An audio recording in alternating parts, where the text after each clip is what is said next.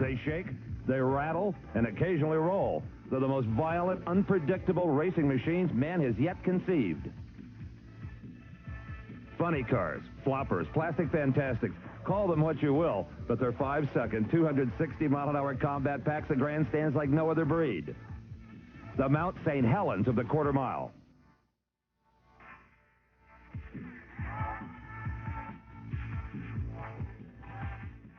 Their roots are the stock cars of the early 60s that sent many a loyal dragster fan to the hot dog stand. They said race cars don't have doors. Then something funny happened. The stock cars started doing wheel stands. Street cars didn't do that. Then a blower or two showed up on full-bodied steel cars, and they got even funnier. That's funny as in peculiar. Suddenly, the fans were cheering wildly for the Dodge, the Ford, the Chevy, whatever they owned. Product identity, some trackside psychologists said. Then came nitro, plastic bodies, tube frames, and a troupe of touring stars with colorful nicknames. They blazed the tires across the continent, leaving some legendary stories in their wake.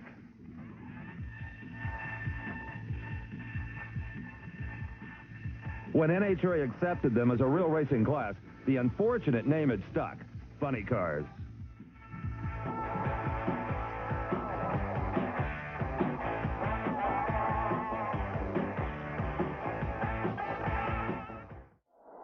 A new and exciting class is known as funny cars. These are high-performance vehicles made to look like ordinary sedans. Inside, there's nothing ordinary about them. Special protective clothing is required in these lightweight powerhouses. These are vehicles of the space age.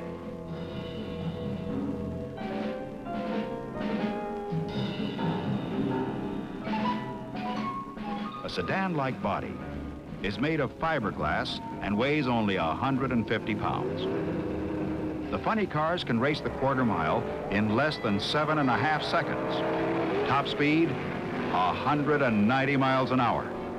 It's the type of action the fans have come to see. And Funny Car Eliminator had them up and cheering their favorites. That's Speed King Mickey Thompson pouring the traction-improving bleach down for driver Danny and Gaius.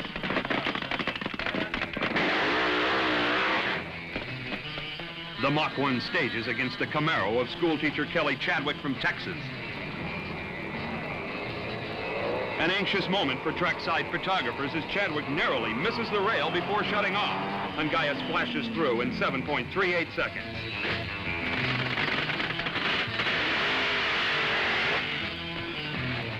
Chevy fans are backing Bruce Larson of Pennsylvania. He's drawn the quickest car of the meet, Don Schumacher's Barracuda from Illinois.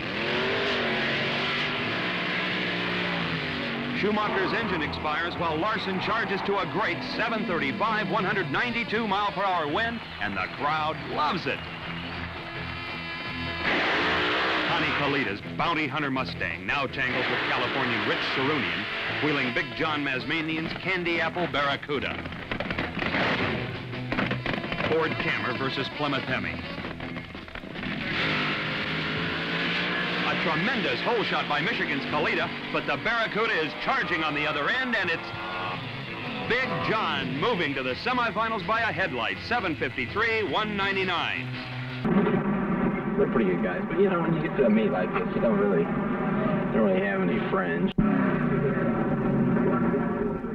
These are the funny cars. In effect, they are short version AA fuel dragsters with plastic bodies, and Don Prudhomme is everywhere today. He owns this car. It'll be driven by Jay Howell, and here Don turns crew member as he pours the solution down for Howell to burn in his tires, heat them up, and move into the starting line area.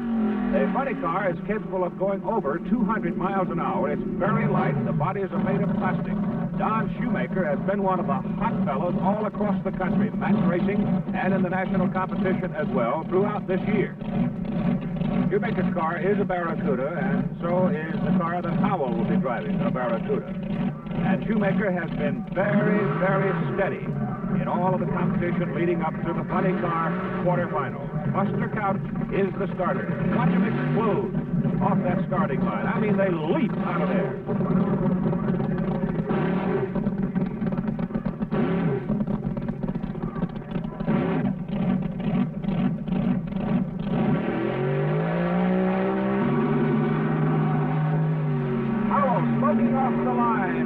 Shoemaker at the top end pulls away to a comfortable win. 7.07 seconds. Elapsed time better than 210 miles an hour for the winner, Shoemaker. So Don Prudhomme, himself a winner just moments ago, watches his Barracuda lose in the funny car quarterfinals.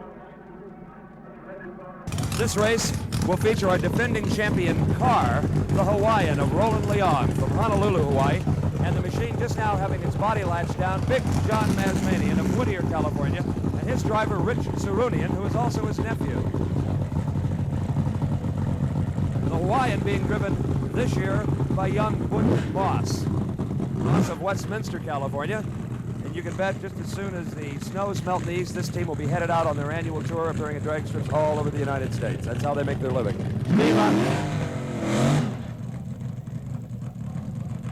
I can't compete with that burnout, Steve. You know, the burnouts really have added an awful lot to the show, not only as well as helping the elapsed time. Generally, at most drag strips around the country, the funny cars will go up to the starting line and do burnouts from the starting line, sometimes almost a full quarter mile and back all the way back up again. Obviously, there's not time for that at a big meet here like the Winter Nationals. I was about to comment that at first glance, a funny car just looks like a strange automobile. And then you see the driver sitting right dead in the middle of it, just as if it were any other type of racing machine, and you realize that it's something more than just what you'd see on the city street. That's true, and even though there's nothing on these automobiles that's stock, not even the body, they're made out of very, very lightweight fiberglass. They're just because there's a strong product identity factor. The Chevy good for the Chevy funny cars, and the Ford for the Ford, and so forth. Masmanian, utilizing a Plymouth Barracuda appearing replica of a Plymouth Barracuda. Driver Richard Sarunian, strapped in. He's completed his burnouts, and he'll meet the Dodge of Roland Leong, appropriately named the Hawaiian. Inside the cockpit, you can see Butch Moss. Moss moving up very slowly. These machines utilize a 2-speed transmission. They have onboard fire extinguishers and every conceivable safety device. The nitromethane fumes are very strong, hence the mass. An unbelievable wheel stand by Richard Sarunian. Moss blazes the tires to victory. You'll seldom see a funny car stand on the bumper like that, Tom. Take another look at it, Steve. It is really something. Incredible wheel stand, especially considering that the drivers think there's a lack of traction. Now, you'll see the front wheels start to go skyward. Sarunian not lifting at all. Rocks over, and it may bounce all the way up. There it goes. Almost all 4 wheels off the ground. It could have done some severe damage to that $20,000 car. Cost as high as $30,000. Now to the bleach box. After cleaning and heating his tires comes Pat Foster. That's his opponent in the blue car, Tom McEwen. This is Pat on the far lane in the red car. He was the top qualifier, 212 miles per hour. And Tom McEwen qualified 5th. Foster from Tarzana, California. Tom McEwen from Fountain Valley, California. Moving up to the start. It's going to be coming up momentarily. There it is. Tom McEwen's off first. Pat Foster's trying to catch him with the red car. Pat Foster's coming up, and at the finish, it is Pat Foster. 6.69 is the time. 220.04 miles per hour. Here come the next quarterfinalists. That's Roger Lindemood. And look at those tires as they spin them. They really rise. The front end goes way down. The back end goes up. Here's his opponent, Dale Poldy in the red car. He'll be on the outside lane from Wilmington, California. Poldy qualified 7th. Roger Lindemood qualified 11th. Both pulling up to the starting line now. Lindemood in the blue car. And there they go! And Lindemood just goes up in smoke. Too much horsepower, and he lost traction for it.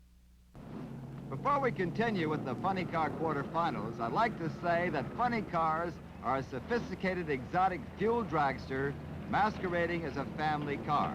The body is even plastic, and the horsepower, 1,500 horses. Now, earlier we talked to one of our semifinalists. Pat Foster, exactly what is a funny car?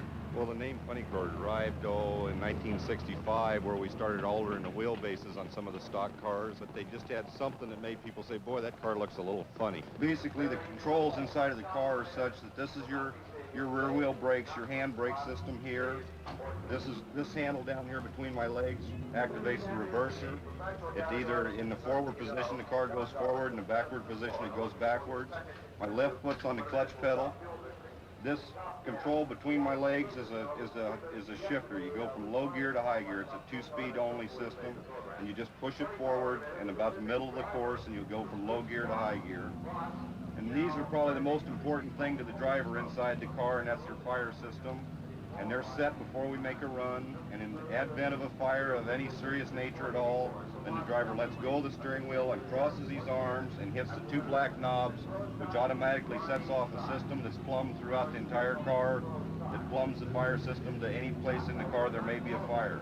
Up here we've got our parachute releases, which are a dual chute system on this particular car. Some guys run 1, some guys run 2. I stagger the handles just enough that I can pick a chute to pull, even if I want to pull one, or I can pull them both.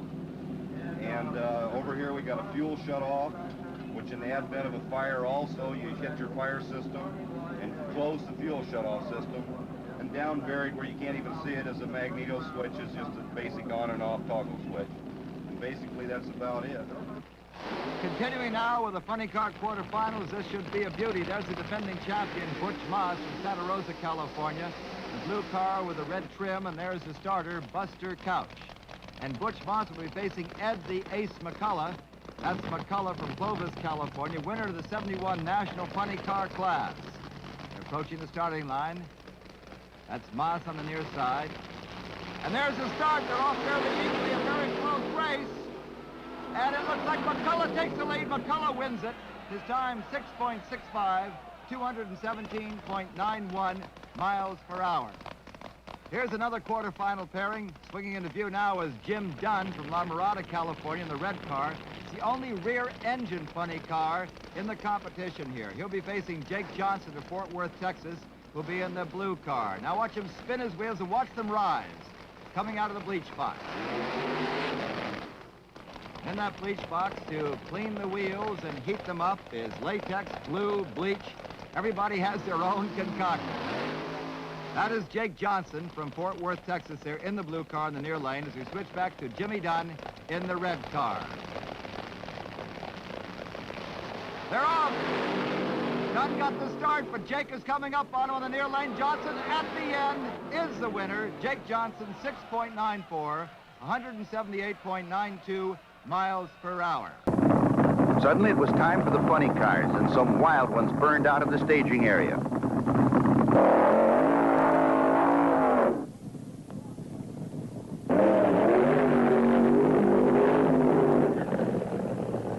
The first duel in the second round featured Al Hanna driving the Eastern Raider against Setzer and Foster's Chevy Vega.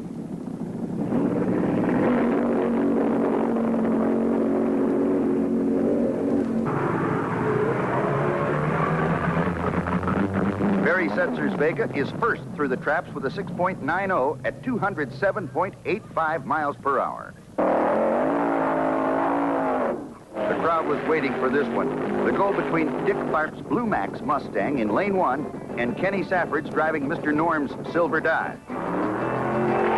The Blue Max screams past Kenny Safford to take the win at 217 miles per hour. ET 6.71.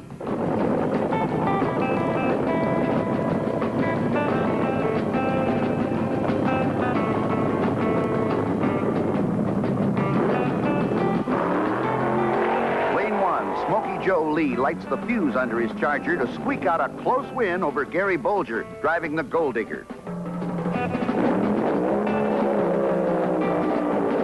This last run in the second round put Paula Murphy in her oil company special against Jim Paoli in the red, white, and blue Vega.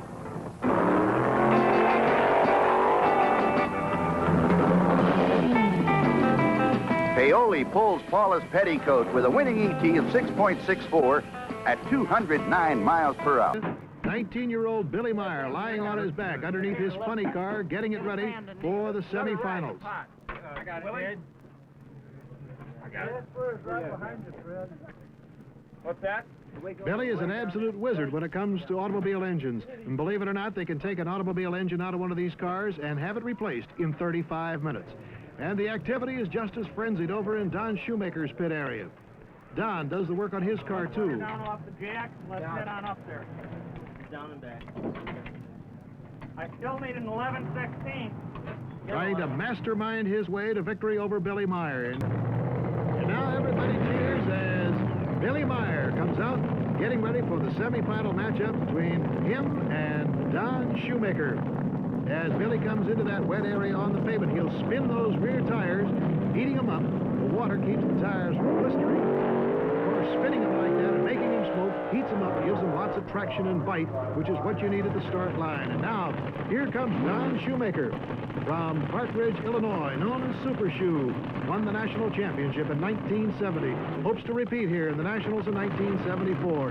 And Billy Meyer hopes to capture his very first national title. Waco Willie is his nickname, and we talked to him a little bit earlier. Hey, Billy, I don't want to bother you when you're real busy here, but what did you find in the shaft? Was it okay? Yeah, it was perfect. That surprised me, but we had to find out. Billy Meyer was satisfied with the crankshaft on his car, so we moved over to Don Shoemaker's pit. What seems to be the problem? You seem to be working frantically here. Oh, we got a little bit too much weight on the clutch, and it's pulling the motor down in the middle and burning some pistons out of it. That's why you changed the pistons, huh? That's right. We had to change 4 of them. Well, aside from the mechanical problem, how about the psychological problem going against young Billy Meyer? I'll take him on any day of the week. He's my hero right now because he's a good friend of mine. He's a very young man, and he's doing a hell of a job, but I'll take him on any day of the week. Well, you won't have to wait any day of the week. It's coming up real soon. That's right. It's coming up right now, as a matter of fact, as Don Shoemaker eases his car to the line. Boy, what a moment of tension here. Everything has to be so right at that start, and Billy Meyer gets a good start. He's got a half a car length lead now, a car length, now 2 cars, and he goes over, and the engine blows on Shoemaker's car as he crosses the finish line. Billy Meyer defeats Don Shoemaker in the semis of the funny car, and Shoemaker blows the engine at the line. Here is the first race of this round. Quarterfinal action. It's Jungle Jim Lieberman against Raymond Beadle. In other action this round, Denny Savage driving the Tri-Town Hustler defeated Norm Wilcox, but Wilcox unable to answer the call. Little John Lombardo beat Tom Brock, and we're ready to between Beadle and Lieberman. Raymond Beadle's Mustang, 6.16 seconds. Moving very strong as he defeats Jungle Jim Lieberman. Here's the car that has dominated it. In fact, Don Prudhomme has already annexed the World Championship title, as he has earned enough points without even winning this race to become the world champion for 1975. His competition, Pat Foster, the Chicago Patrol. Don Prudhomme has already gone 241 miles an hour with a funny car, the fastest man in history ever to drive a full-bodied car through the quarter mile. He is looking for that magic 5-second run with a funny car. No one has ever done it before. Can Don Prudhomme do it here at the NHRA World Final? In this pass, it'll be Don Prudhomme against Pat Foster. Foster out of Chicago, Illinois. The all-important start. Both drivers concentrating on the Christmas tree as they approach those staging beams, inching into the beams. Reaction time, all important here.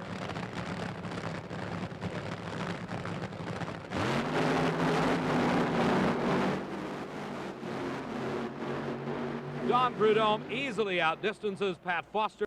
The rematch of the Nationals coming up next in semifinal action here at the NHRA World Finals. Raymond Beadle, the winner of the Nationals, and funny car eliminator in the Blue Max, against none other than Don the Snake Prudhomme. Don Prudhomme, you've already annexed the World Championship title, $20,000. You're coming in running as faster than any man in history in a funny car. Does this lessen your desire to win now that you've already annexed the World Champion title? No, certainly not. That's just kind of a little frosting on the cake, actually. It just kind of adds to it, and it just pumps you up and run a little bit harder. And no, we're strictly out to win the race. Matter of fact, I would trade all that for a win. Don Prudhomme winning 5 of 7 national events already this year. An incredible record going up against Raymond Beadle, the man he lost to in the finals at the Nationals. Don Prudhomme already the quickest car here at the World Finals. Raymond Beadle, the second quickest. Let's see how they do.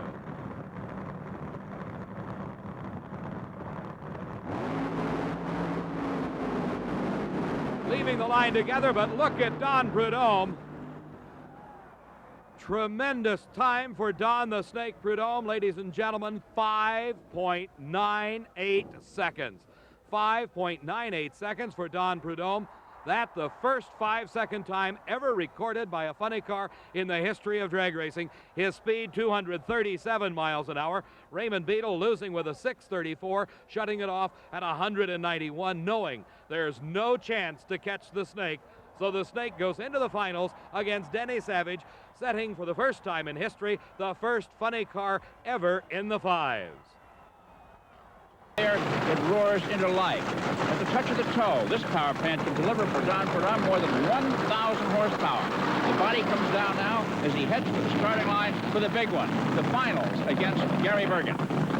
Cars are on the line now, and Prudhomme has changed his mind and taken the right lane. Why? Perhaps we'll be able to find out later. Bergen on the near side for the big money. Remember now, Prudhomme has been undefeated in NHRA national competition all year long.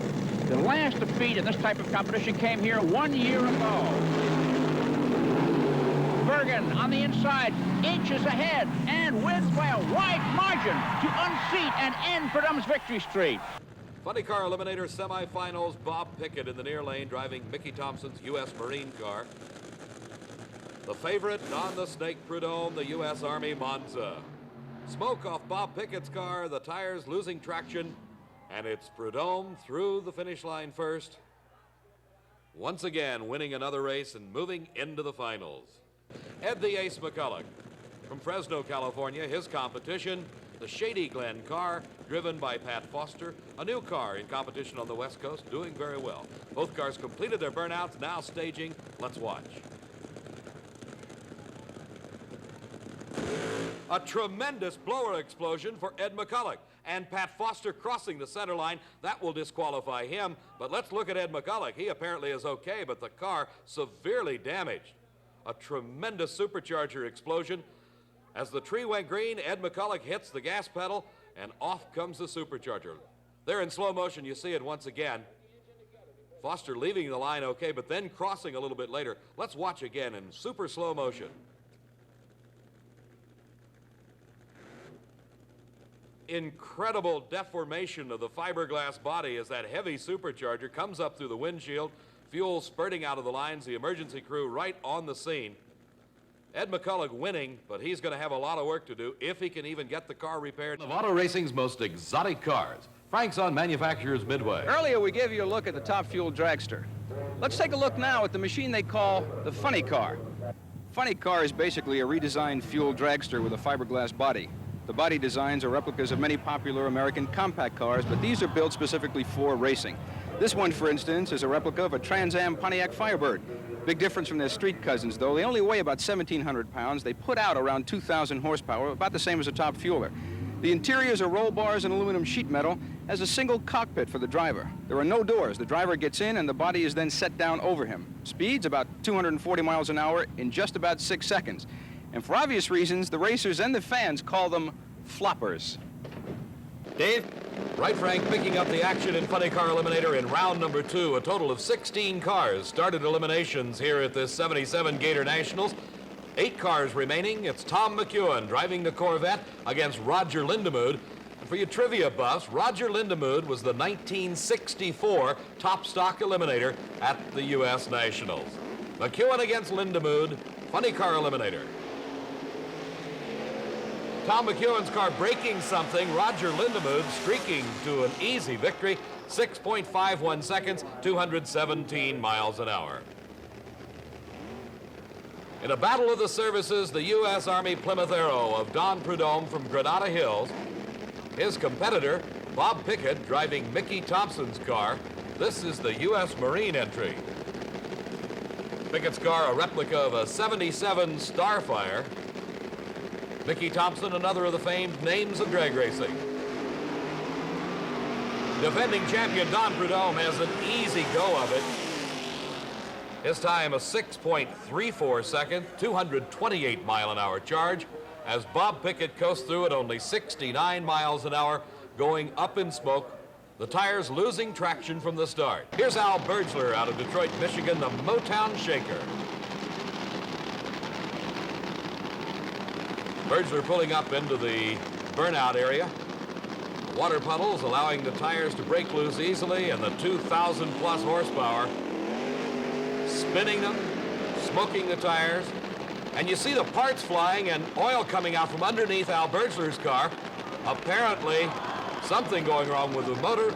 Ray Beadle in the Blue Max pulling into the burnout area, and the official saying, shut it off, as Al Bergler dead on the racetrack. The car, lots of mechanical problems. You can see crew members out kicking off the parts and pieces that came bouncing out from behind it. Here comes Al Bergler's crew now. They'll be lifting up the body. Al will be getting out of the car. There was no fire. These cars carry an onboard fire extinguishing system. The NHRA safety safari truck pulling out onto the track to begin the cleanup preparation. On a single run with the Blue Max,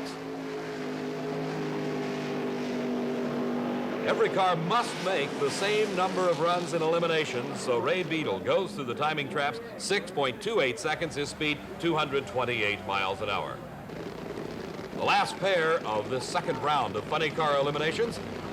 In the near lane, Gordy Bonin, hailing from Edmonton, Alberta, Canada, traveling quite a distance to get to Gainesville, Florida.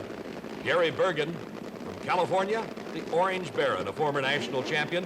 His car, a 77 Monza.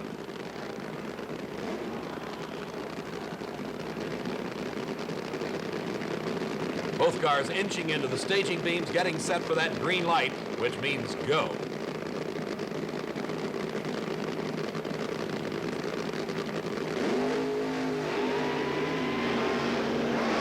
And a great handling job by Gary Bergen as Gordy Bonin records the low elapsed time. Pairing in the second round of funny car racing finds Tom McEwen. He drives the Corvette-bodied car in the near lane against the ace, Ed McCulloch. McCulloch finished in the runner-up position here at the Summer Nationals back in 1972 and would love to make it to the winner's circle. Tom McEwen has been very consistent throughout most of 1978. Performance times equaling those, nearly at least, of the Snake. Has yet to make it to the winner's circle, though. Funny cars, quite a handful to drive. The fastest full-bodied cars in all of drag racing. McCulloch with the lead off the starting line. And not to be headed, Ed McCulloch, how about this, 6.10, a 6:10 elapsed time, 237 miles an hour. When we talk about elapsed time, that's the amount of time it takes to go from the starting line to the finish line, which is only 1/4 of a mile away, and that's all, of course, from a standing start. Denny Savage at the wheel of the Power Steel John Powers car. The Camaro-bodied funny car on the tower side. Al Segrini driving for Fred Castronova.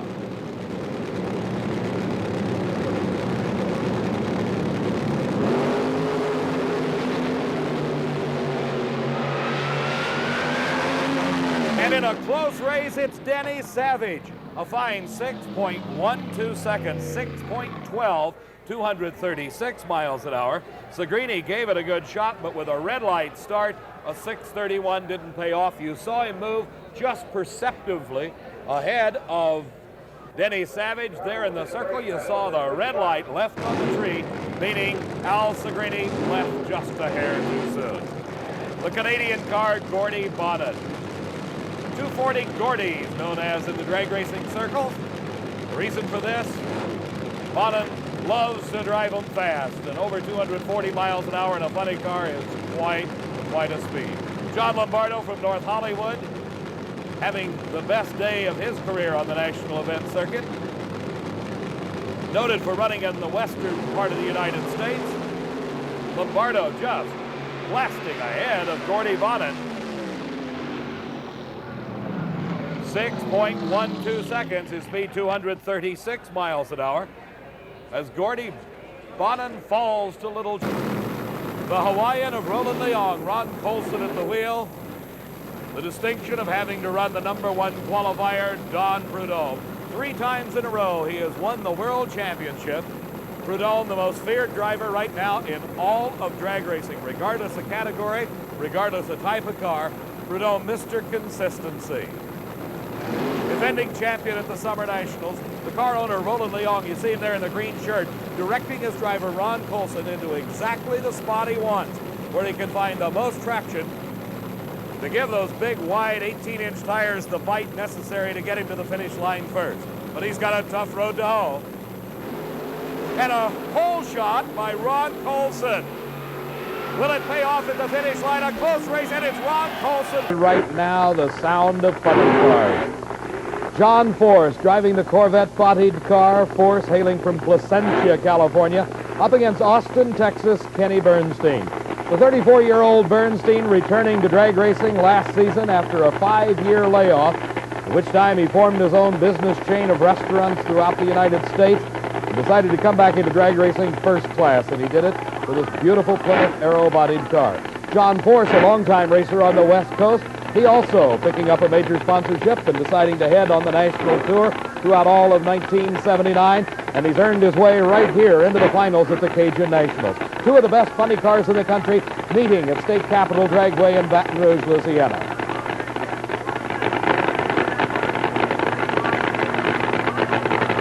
The burnouts completed, both the drivers approaching the starting line, concentrating on the Christmas tree, trying to eke out that little bit of advantage at the starting line that may put them ahead at the finish line. Let's watch.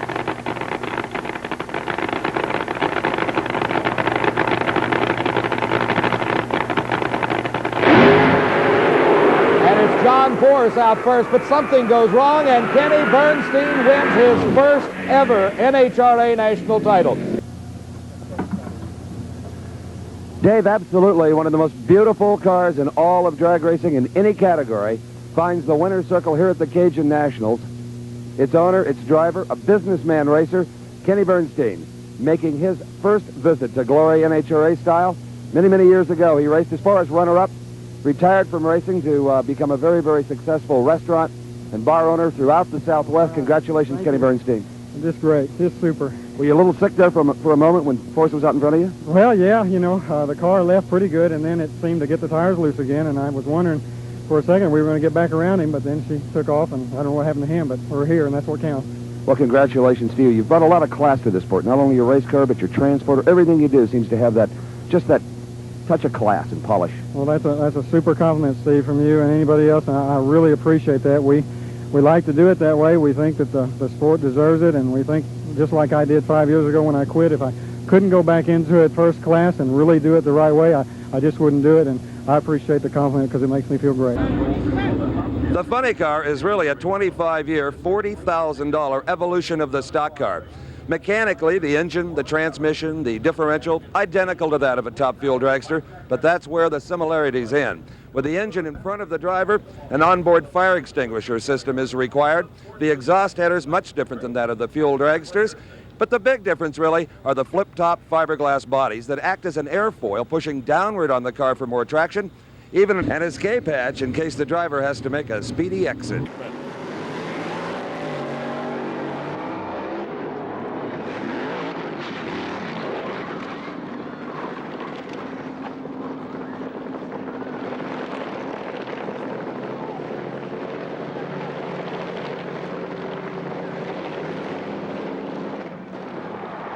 An incredibly fortunate driver, Tim Gross, hearing the cheers of the crowd as he walks away from the wreckage of one of the worst crashes in all of motorsports. A $40,000 funny car is a pile of junk. That's what happened to Tim Gross's Datsun 280Z bodied funny car as it slammed into both guardrails at National Trail Raceway during a qualifying attempt. The crew having to lift the remains of the chassis and engine. You notice the front wheels completely gone from the car. Tim Gross looking on, very fortunate to be able to even watch what's going on at this moment. Now we have the classic funny car matchup, a semifinal pitting world champion Raymond Beadle in the Blue Max. We always run the car just as hard as we have to win. We're going to race to win this time, too. Versus Don the Snake Prudhomme. We've changed gear ratios, and we're really rolling the dice right now, as they say, and just going for the big number to try and put him away. This is a classic matchup worthy of final round filling. Beadle, who set a new qualifying record here of 5.973 seconds, and also was under 6 seconds in his second round victory against Prudhomme, who was a 5-time Pomona winner. In 1975, 76, 77, and 78, Purdom was unbeatable here at Pomona. In 1965, Purdom's first victory here was in Top Fuel. On the other hand, Beadle, a two-time world champion, has never tasted victory here at the Los Angeles County Fairgrounds, but his car's been exceptionally fast. They're in the line now, waiting. And Purdom babbles at the start as the Texan floorboards the Blue Max through the trap to stop the clocks, and still again under 6 seconds. 5.937 as Purdom coasts down the line. Past debris on the track. 245.23 miles an hour for the Blue Max, which apparently isn't... Oh, it's a convertible. The roof has come off. The windshield is missing. Raymond Beadle and the Blue Max crew are going to be faced with a monumental repair job to get that car ready for the final.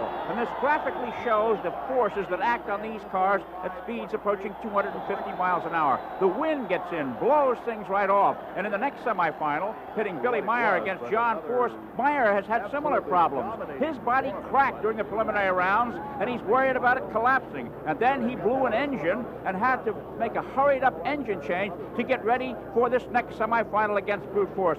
That engine Billy Meyer just changed is smoking rather badly, and it could mean trouble. I chatted with him as he came to the line. Billy, do you have anything left after this emotional interval between rounds? Oh yeah, we're just getting ready again right now. That's our fourth motor, so it's we don't have much left in parts put together. We got a lot unput together in the trailer, but we just have to put them together again. But you're breathing hard, you're gasping, and the race is about to begin. That's all right. I can relax real quick. So relaxed Billy Meyer is as he comes up against John Brute Force of Fullerton, California, a big man, and his funny car is vibrating at the sides as well. These funny cars are made to look like pleasure cars, but of course they're racing machines out and out with thin plastic bodies on them. Neither Meyer nor Force has ever won at Pomona, but Meyer did win one of the 10 national races last year. And it looks like Mr. Force was too anxious, and Meyer goes down. Yes, he knows it. He red-lighted. Meyer gets it at 6.355 or 181 miles an hour. A tough break for John Brute Force, a native Californian. The assault on the qualifying standards did not lessen with funny cars. World champion Raymond Beadle in the Blue Max ended in the number 1 position with a fine 5.91 second time.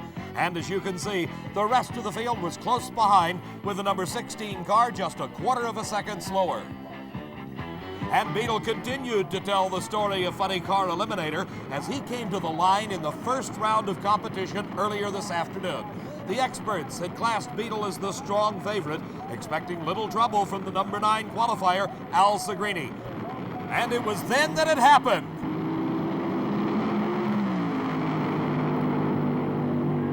With incredible skill, Beadle regained control and drove the car to a stop.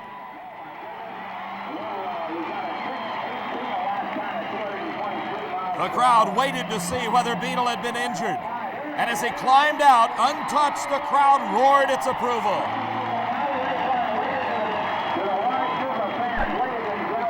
As a lot of work has gone on both of these cars to get them ready for this final attack on the quarter mile. Tim Gross in the near lane. That's the right lane. He doesn't particularly like it.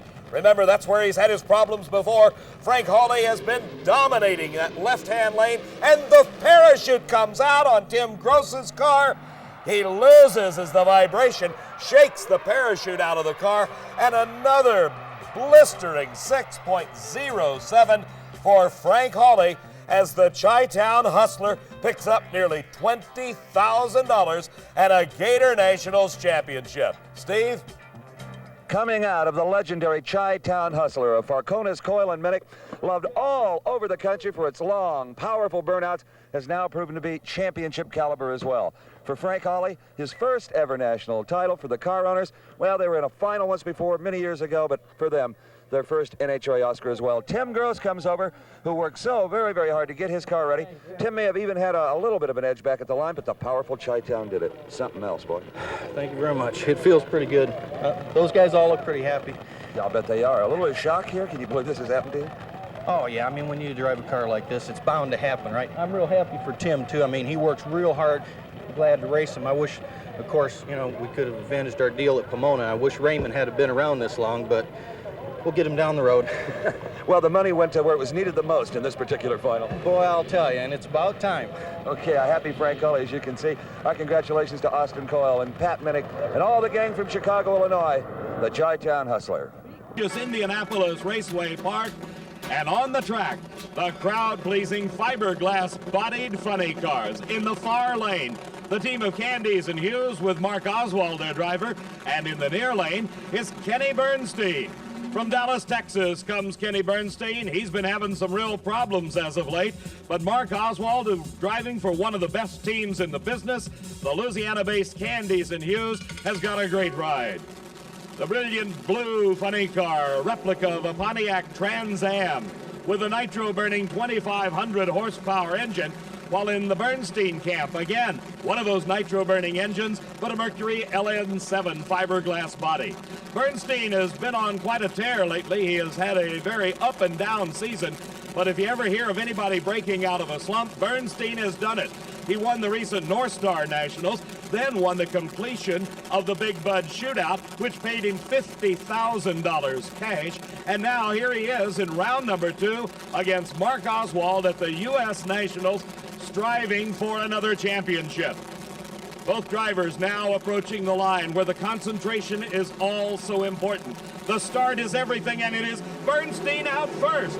But Oswald hot on his heels. They enter the speed trap side by side. Bernstein wins the race, but ladies and gentlemen, the fastest time ever for a funny car. Mark Oswald just ran over 257 miles an hour and lost the race. The next pair of cars started at the starting line and into the water, designed to allow the tires to start spinning. Then that smoke you see coming off the tires actually burning the rubber across the starting line. The body goes down over the 2,500 horsepower plus and tubular chassis of Billy Meyer, the defending champion. He's driving a Pontiac Trans Am bodied replica in this funny car category. Billy Meyer took about a month and a half off. His crew returned to his Waco, Texas home, and they said, we have got to get our act together before the Nationals. He did no racing for almost a month and a half and came in here and qualified in the number 2 position. And look, there's problems with the Billy Meyer car. The crew raising the fiberglass body to gain access to the engine. Billy is sitting behind the engine. It's still running, and we don't see anything coming out of it. But there's obviously something wrong. A very animated Billy Meyer trying to point and relay with hand signals. Something's wrong with that racing engine. The crew looking over the fuel lines. The supercharger, of course, sitting on top of the engine. John Force patiently talking to his crew, or at least nodding. The body's going back down. Starter Buster Couch checks it to make sure it's A-OK and hooked at the front. And Billy Meyer, your number 2 qualifier, has got problems. If Mark Oswald lost his concentration by looking at his oil pressure, think what Billy Meyer's going through right now. He smokes the tires off the line. John Force, a little loss of traction, but he recovers quickly, and John Force wins the race. 5.90 seconds at a speed over 236 miles an hour. All eyes on this huge crowd riveted on the starting line as we get set for the final in Funny Car Eliminator. Kenny Bernstein has been the dominant car, but the surprising John Collins from Long Beach, California, qualified number 2 and is now in the finals against Bernstein. Into the staging beams, both cars leave on a green light. And it's a very close race. Kenny Bernstein in the near lane begins to pull away, and a tremendous run. And ladies and gentlemen, 260 miles an hour by a funny car as Kenny Bernstein shatters all performance standards for speed. Here's the first finals at Indy for this man, Jim Head. In the near lane, it is the defending champion, Kenny Bernstein.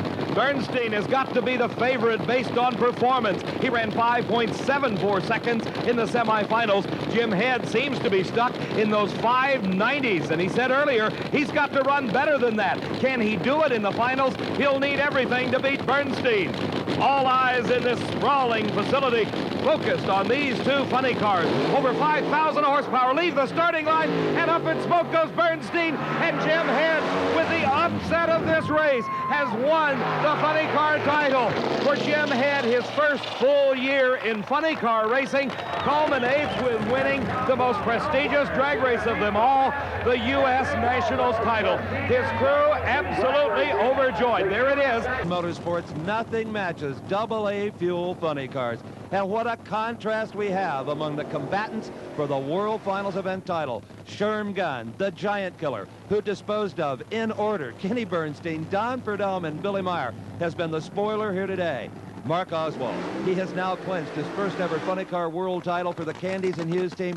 He is up against Sherm Gunn. And don't think Oswald is not aware of what Gunn has been pulling off here today on the Pomona quarter mile. But Oswald may be handicapped a bit here. He had to change engines. They hurt the motor in the semifinals so badly, they had to go into the trailer and pull out one of their spares. Anytime you change engines, there's always a chance that something could be left loose or not be right. Racers will tell you all their engines are the same. Well, I've never seen two run the same. Sherm Gunn, on the other hand, just put in a couple of pistons, had an enjoyable time between rounds chatting with his friends. His young son, only 9 years old, little Sherm, helping out as well as a lot of his friends and neighbors. No fancy designer uniforms or 18-wheelers in Sherm's pits.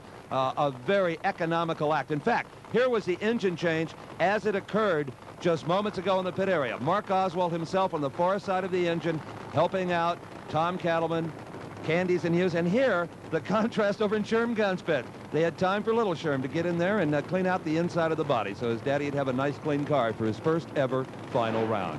Can Sherm Gunn do it again? If he does, these grandstands will explode, because you could literally throw a rock and hit Sherman's house from the LA County Fairgrounds here at Pomona. He ran all of the national events, or the majority of them this year, and I tell you, I think that kind of experience has helped get Sherm Gunn into the final round. But here, in the near lane, is the quickest funny car in the world, but there's a problem with the Oswald car. A brief magnesium fire. He probably blew a head gasket. Lo and behold, does little Sherm and Mrs. Sherm ever love this? A 5.87 seconds will put $25,000 or $30,000 in the Sherm Gunn racing account. And Ed, that revolution continues into another great season of championship drag racing, both in race car design and in personnel movement. First of all, the race cars. Kenny Bernstein has just about the zoomiest looking funny car ever built. In fact, crafted by Indianapolis racers with aerodynamics paramount in their thoughts. John Force also with a beautiful new race car. And more importantly there, Austin Coyle, who wrenched the Chi-Town Hustler to 2 world titles, has parked that car, gone to work to try to put John Force into the winner's circle for the first time. In qualifying, the big news was this car, the Blue Max. The only 2 things they did in the offseason was to add a second parachute as required now and change the number on the car, because Raymond Beadle no longer drives the Blue Max. He still owns it, but in the cockpit is John Lombardo of Southern California. On his very first full run, Lombardo set a national record at 5.68 seconds. His second run, he backed it up within the required 1%.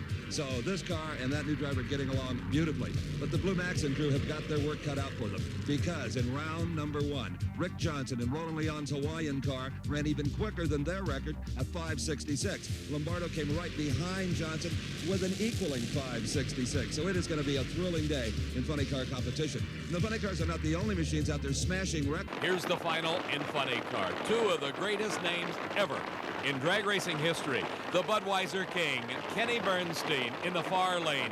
Don Prudhomme in the near lane driving the Pepsi Wendy's Special, the Pontiac Trans Am body against the Ford Tempo. 2,500 horsepower plus, those engines burning the nitromethane fuel as they patiently wait the final staging moves by each driver. They've got to be thinking, how can I pull out this win? And Prudhomme drifts close to the center line. He goes across the center line. That means disqualification, and Bernstein has won another race. The crew overjoyed with the victory. What a way to cap a season, the World Championship and now the World Finals title. Bernstein has been one of the most consistent racers on this racetrack. Number 1 qualifier. He ran 5.62 in qualifying, 5.60 in the first round. Martin is out close to the guardrail. He has to shut it off, but Bernstein continues through, and there another 5.60 second elapsed time. His speed over 252 miles an hour as the number 1 qualifier, the world champion, goes into the semifinals. Bernstein and Armstrong are most concerned about this car, the Corvette driven by John Force. Qualifying in the number 2 spot, Force, along with his highly paid and talented crew chief, Austin Coyle, beat Ray Higley in round number 1. They were to have run Ron Corretti, but in a late afternoon qualifying session yesterday, Corretti in the far lane was against Dave Yahara. Yahara drifted across the center line into the center line lights, and then a rear-end collision at over 240 miles an hour. Both cars were essentially destroyed in this horrendous accident, but as we have seen so many times before in NHRA championship drag racing, both drivers emerged from the wreckage unhurt. Nationals event 1 year ago with Al Segrini at the wheel. In round number 1, he defeated Billy Meyer. Mike Dunn, John Force, second round of racing in Funny Car Eliminator. Force is following in the tracks of Kenny Bernstein, who just recorded low elapsed time at 5.60 seconds. Dunn, the new driver for Joe Pisano, trying to make it 2 Winter Nationals wins in a row. He's got the advantage off the starting line, but look at Force thunder by. At the finish line, John Force, 5.75 seconds. The speed on the Corvette, 252 miles an hour. Johnny West in the far lane, the newest driver for Roland Leong against Dale Paldy. Paldy in round number 1 had a barrel full of excitement as he raced against Ed McCulloch. It was a good race off the starting line. McCulloch in the near lane, driving the Oldsmobile owned by Larry Minor against the Buick of Paldy. Watch what happens. Paldy way out in front as they approach the finish line, and then a tremendous explosion for Ed McCulloch. Incredibly, he was able to bring the remains of the car to a safe stop. When you see the video, I think you'll be amazed at how hard you were driving that car in that inferno. Well, the main thing, I mean, I knew that Paldy was alongside somewhere. I knew the guardrail was on the other somewhere, you know, and anything in between, I was trying to stay away from both of them.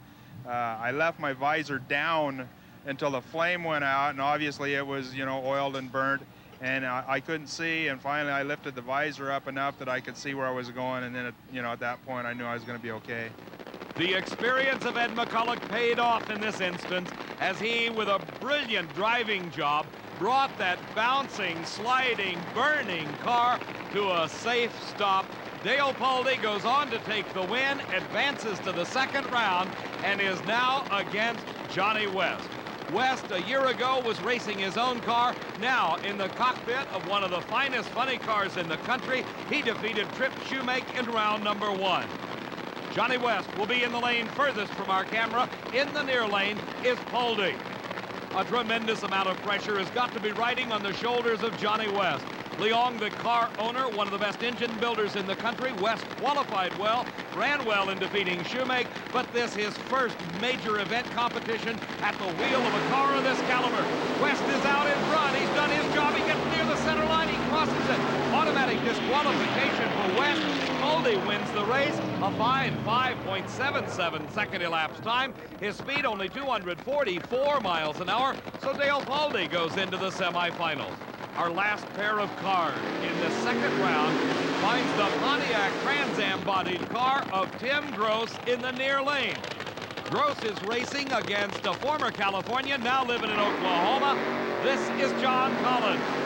Collins won his first ever NHRA championship last season when he won the Fall Nationals title, but here he qualified with a 5.67, almost a tenth of a second quicker than Tim Gross. Gross defeated John Lombardo in the first round of competition, while John Collins took on the Corvette of Tom Hoover and came out the winner. Collins fell off his qualifying pace just a bit in the first round, but Tim Gross improved over his qualifying time. He may be one to watch in Funny Car Eliminator. Gross in the near lane, Collins in the far lane. It's a green light start. Gross builds an early lead. He continues to extend it. And across the finish line, Tim Gross continues to improve. A brilliant 5.68 second elapsed time, 246 miles an hour. And a new body shape. Oh, absolutely. The Buick completely disfiguration that no one's seen before in our sport. It's different. A lot of Can-Am stuff here, GTP stuff maybe, but the downforce, Gary Wheeler and Dale Armstrong just did a super job. Now look at how clean the exhaust pipes are firing on Kenny Bernstein's car. Unlike Graham Callett, he is throwing raw fuel into the atmosphere, definitely not firing properly on all 8 cylinders as they move up the stage. Both cars up to the line now. Bernstein the far side, Cowan the near side. America's Cup of drag racing as Cowan sits ready in the cockpit. There's the amber light. They're running and Kenny Bernstein grabs the whole shot. And an explosion in Cowan's car. Fire continues to burn. Kenny Bernstein comes across the line, the winner of 5:49.264. In funny car qualifying, Ed McCulloch lined up in the far lane of the track, Jim Head in the near lane.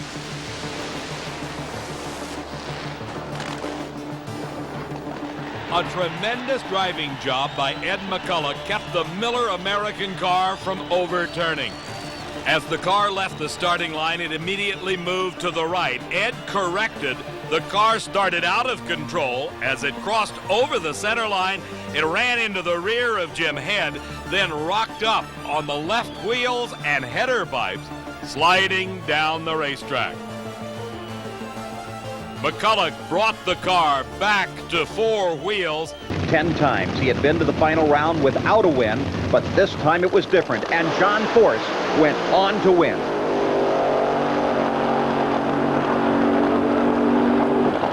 So, the frustration is over for the man who drives this car. And John, I've got to ask you, how does it feel to arrive here a champion? Steve, you've been here with me so many times. We've done this before, and the only difference is now it's changed. You take 12 years of your life, the first half with Don Prudhomme taking it away. You come back with Kenny Bernstein taking it away, and one day you can finally call home to your 5-year-old daughter and say, yeah, we won it this time. We took it all. It makes my hair stand up. It's something we have earned. My crew chief, Austin Coyle, we worked hard for it. We won it. The sponsors paid for it. We got there, and the fans got it. And I thank God it's finally over. It may only be beginning now, and that's where we're at. I mean, it's a whole new ball game today, and I'm scared to death. But at least we were there once, and we're going after it again. John Force, a most enjoyable man. He's in the far lane as he faces the king, Kenny Bernstein. Bernstein driving a Buick LeSabre bodied car. John Force with an Olds Forenza. Both cars getting maximum traction. A terrific funny car contest. It is Kenny Bernstein by only 2/100ths of a second. 562 to John Force's 564. Now these next 2 cars, Dale Pauldee and Kenny Bernstein, were within 1/100th of a second of each other in their performance time from the previous round. And Kenny Bernstein, by just about a foot, defeats Dale Pauldee. His elapsed time, 5.38 seconds. Makes you wonder what kind of pressure Gross is under right now. You know he's got to figure that Oswald's going to run another 5:37. That's how you tune your car, by what the other guy's going to run.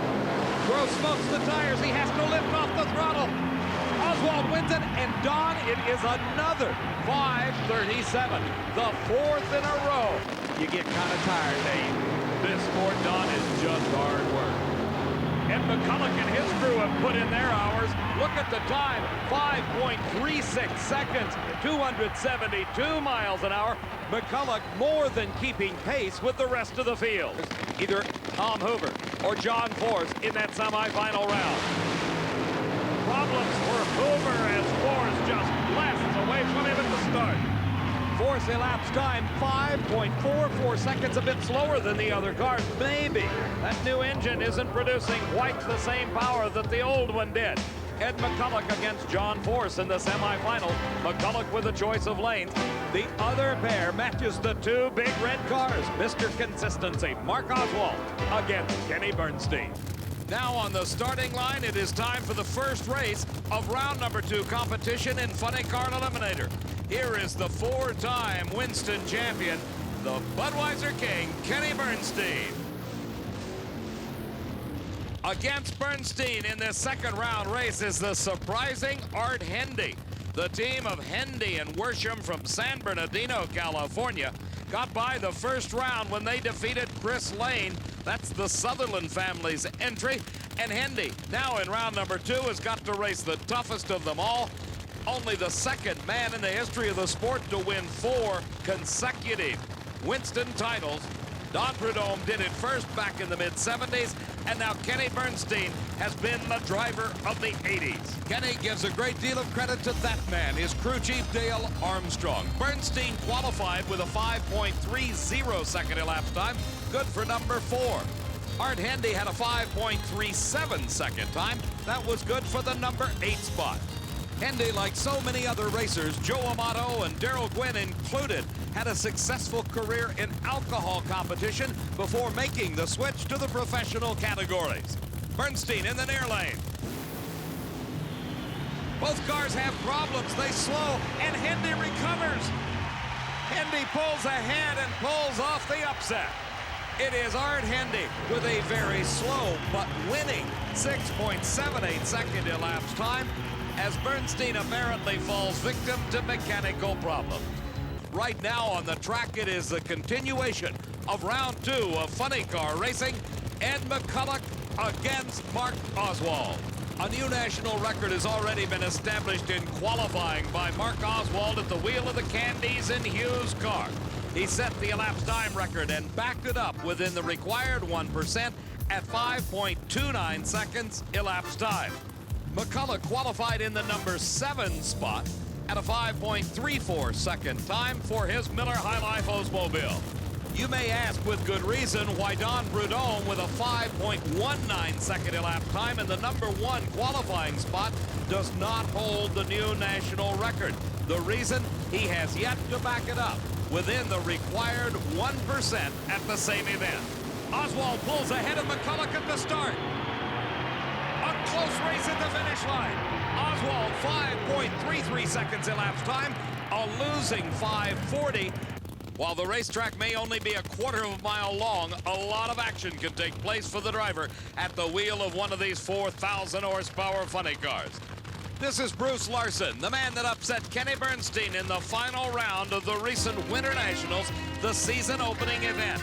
Larson qualified here at the Super Nationals in the number 5 spot with a 5.30 to race here in round 2 against the quickest of them all, Don Prudhomme, who's had a 5.19 but has yet to get close to it in subsequent runs. Under the watchful eye of starter Buster Couch, Don Prudhomme pulls the Skoal Bandit Pontiac into the staging beam. Bruce Larson has the choice of lanes, and it may have paid off as Prudhomme goes up in smoke. Larson through the quarter mile, the quickest time of eliminations, and a new national record for Bruce Larson, 5.27 seconds. His earlier time serve as the 1% backup for Bruce Larson, the new national record holder for elapsed time. Our next pair, the engines fired and running, are pulling into the water area where they start the burnout procedure. Scott Coletta, the second half of the Coletta Flying Services team. You saw his dad earlier, Connie, who drives the Top Fuel dragster. Here's Tom Hoover at the wheel of the Champion Auto Store's Pontiac Trans Am. It was just one round of racing ago that Hoover pulled off the big upset of that round when he defeated John Force. At the far end, Steve is with Bruce Larson. May I introduce to you the new NHRA national record holder for elapsed time. Wow. 5:27. Oh, that's great. Thanks a lot for being the guy to tell me. That's my pleasure. You already had the backup run from qualifying. 200 bonus Winston points. Wow. Oh, it feels good. We've been having some problems with burning pistons at the end of the runs, and I finally decided to just run it the whole way through. So many people looking at the racetrack and the tire smoke have been conservative. Not your truth. No. We knew where we were from that time run we got yesterday. Here come my guys. They get a lot of the credit. The quickest crew in all of drag racing. After more than 20 years in this sport, it's an incredible start of the new season for Bruce Larson. The Winter Nationals win, and now a new national record. Scott Coletta backing up into the tracks left by those tires on the long, smoky burnout. It is rubber against rubber as Coletta pulls to the line. He qualified number 6 with a 5.32 second elapsed time. Hoover, the number 10 qualifier, had a 5.43, but that was quickly exceeded by his fine 5.36 in the first round.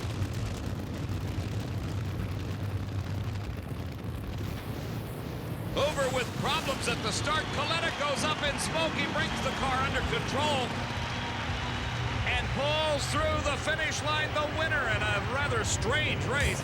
Coletta with a 7.60 second elapsed time. Now set for the funny car final. You are looking at John Force, the defending event champion, and he'll be opposed by Bruce Larson. And with the sun almost down, you'll see the long nitro flames that are always there, but not visible under bright sunshine. This should be quite a show for the fans. The funny car final round.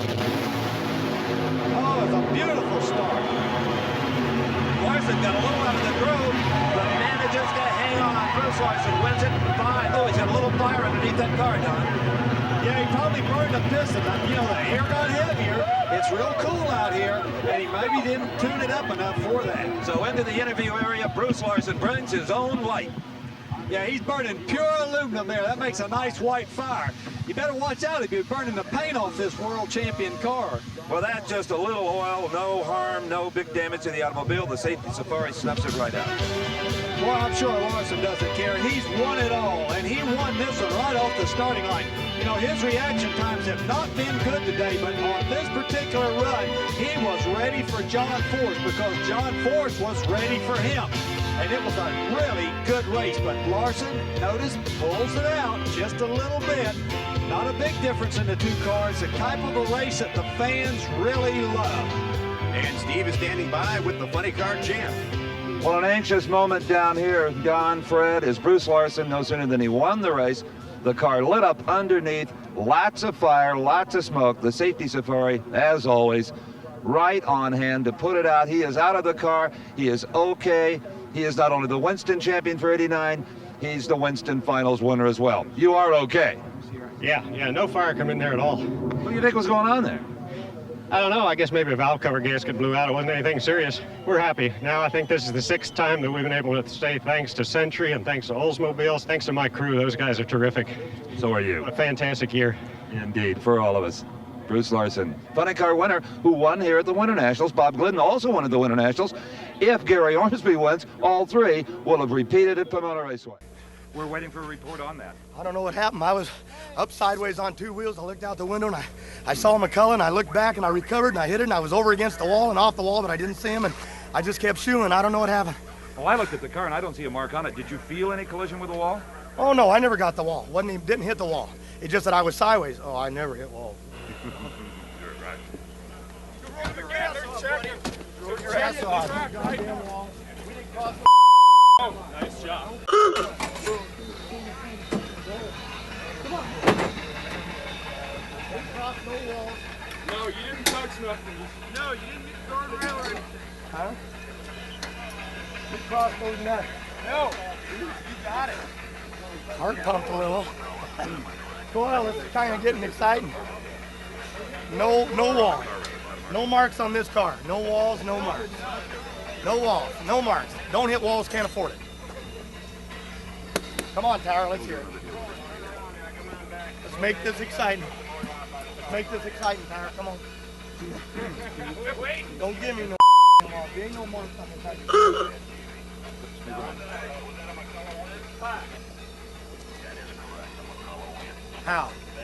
How? That's ridiculous. Let's see it. I want to go down and see it right now. What are they saying? What are they saying? I hit the wall. I never touched the wall. Never went over nothing. No. Hey, we got a bitch here. How did we call it? How do we call it? Where? Stand by. I'm with Linwood. Well, great. Get Linwood. There ain't a mark on this hunt. I've got John Force standing right next to me. Not here. a chance. You see any marks on this car? Not none. This car didn't hit no wall. It didn't hit the wall. No, it never did nothing. They're saying the color won. Never hit no wall. There ain't a mark on this thing. What are they saying? They're determined by a check of the race course is good for colors. No way! Let me to the tower. Let me tell him. No way! Did not touch the wall. It is called that Force did, and the win goes to McCullough.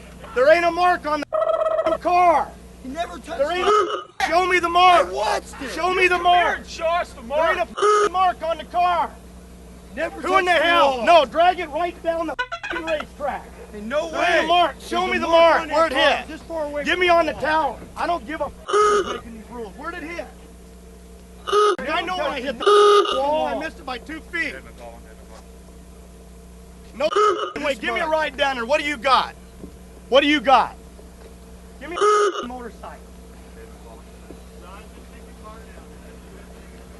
Just haul the car down there. Hey, somebody get on the phone and you tell them they want me out of the race. You show me a mark on my car. You tell them that right now. I ain't getting no more. I hear you. Let's go. Drag it right down there. Tell them it.